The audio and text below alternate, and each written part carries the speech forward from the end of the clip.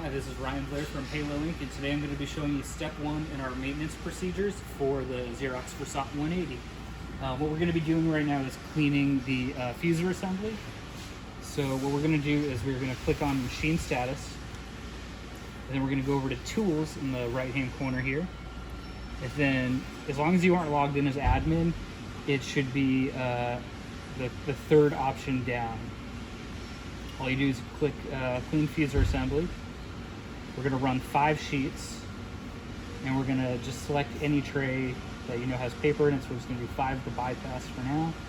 Click save, click start.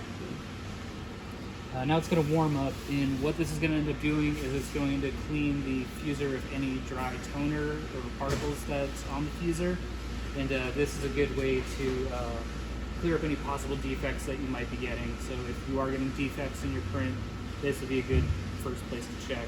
I was also told that this helps the machine run coated paper as well. So now you're basically going to have to wait just a minute, and it's going to spit out 5 prints. So now we wait.